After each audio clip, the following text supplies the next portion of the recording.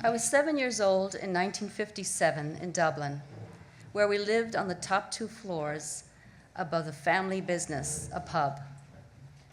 The only time the children were allowed in the pub was on Sunday when it was closed.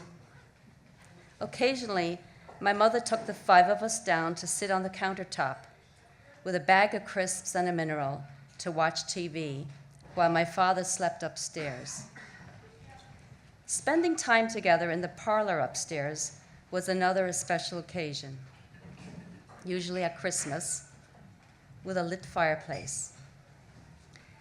The smell of sweet brandy ignited on the Christmas pudding, all the good linen, bone china, and silverware were laid out on the lemon oil mahogany table.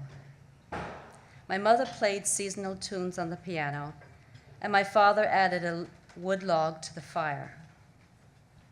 As the youngest, I was so secure in my happiness that I wished it would never change.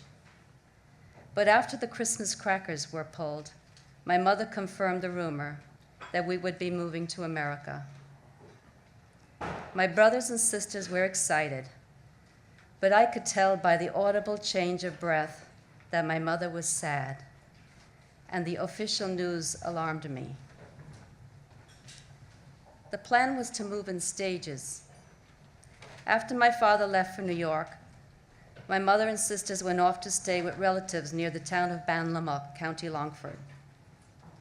One brother stayed in Dublin at boarding school, and the other came with me to live for a while on Uncle Peter's farm in Drumlish, County Longford, about 75 miles west of Dublin. Separated from family, living on a farm, and going to a new school in the middle of the term, I felt afraid and disconnected, but I smiled and concealed my feelings. The evening before school, I watched Aunt Kathleen cook over the open hearth, and Uncle Peter light his pipe from a smoldering piece of turf, plucked with tongs from the fire as he told us a story. My cousins were helpful, but they didn't tell me much about school. With a butterflied stomach, I looked forward to it. That night, I packed my school bag, a notebook, pencil, and eraser, a pen with extra nibs and an ink bottle, lunch, a bottle of cocoa, and a piece of turf for the school fire. On the way to school, my shoes pinched as I walked the long country road, carrying my heavy leather brass buckle school bag. In Dublin, I went to school by bus, and my school bag was as light as a scarf. The 19th century schoolhouse had 2 classrooms, each with a fireplace for heat, and a single electric light bulb dangling from each ceiling, added in the 20th century. After introducing me to the class, the teacher, Mrs. Lennon, invited all to place our bottles of tea or cocoa around the fireplace to heat up, and instructed us to line up around the fire for warmth and to quiz us on sums.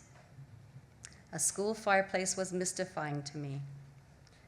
Mrs. Lennon's face reddened and her eyes squinted after hearing several incorrect answers. As she took out her ruler, she yelled furiously, "Hold out your hands!" This is where I learned grit. In that moment, the teacher's fury resounding in my young ears, I caught a glimpse of how my father, raised on a poor farm, found the determination to start a new life in his teens in Dublin. I embraced the same grit and waited patiently for my letter from America with instructions for my departure.